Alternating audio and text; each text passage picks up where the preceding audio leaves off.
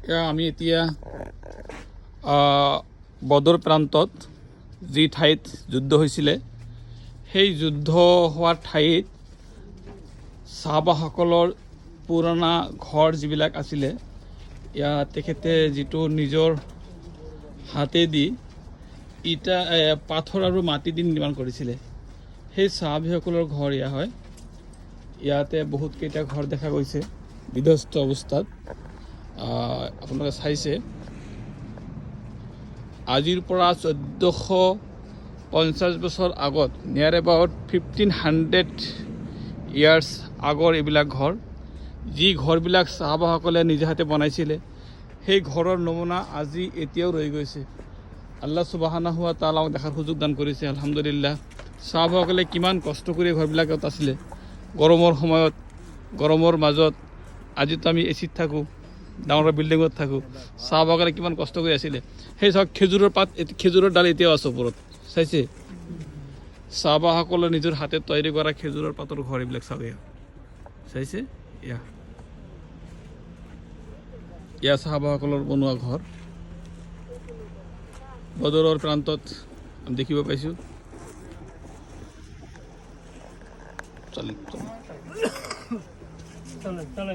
এয়া আমাৰ Habib tours and ট্ৰেভেলছৰ ফালৰ পৰা যিসকল ব্যক্তিক আমি উমৰা কৰিবলৈ লৈ আহিছিলোঁ তেখেতে দৰ্শন কৰিলে।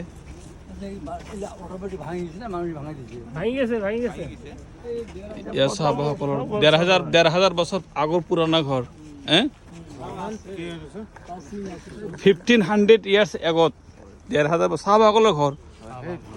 আজি চাহবাসকলৰ ল'ৰা ছোৱালীবিলাকে যিসকলে ঘৰ বাৰী বনাইছে, ওচৰতে বনাইছে, ডাঙৰ ডাঙৰ বিল্ডিংবিলাক বনাইছে। এয়া ৰাখি থৈছে, এইবিলাক ৰাখি থৈছে আৰু মানুহবিলাকে চাবৰ কাৰণে মানুহ চাই আছে। চাহবাসকলৰ বংশতীয় যিমান মক্কা মদিনাত যিবিলাক মানুহ চাই আছে, বদৰত চাই আছে, তাইফত চাই আছে, চব চাহবাসকলৰ বংশধৰ।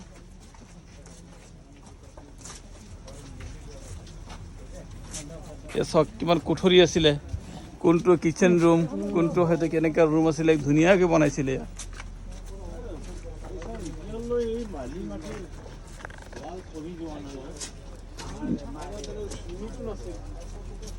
চাওক 1500 বছৰ আগৰ ঘৰ আৰু কিমান মজবুত দেৱাল, কিমান মোটা দেৱাল, চাইছে?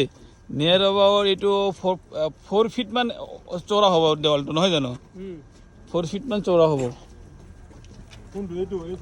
এইখন, 4 ফিট।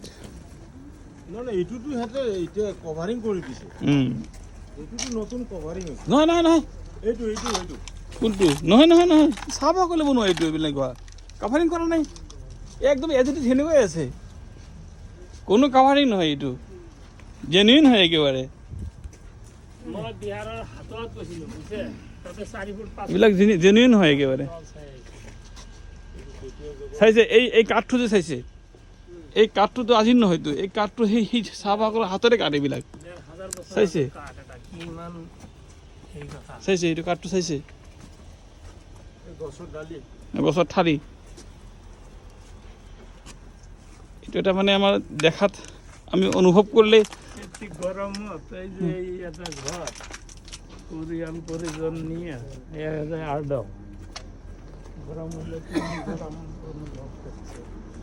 ঠিক আছে। ইনশাআল্লাহ আমি আপোনালোকক দেখাবলৈ সুখী হৈছোঁ যে আপোনালোকক ইমানখিনি দেখাব পাৰিছোঁ।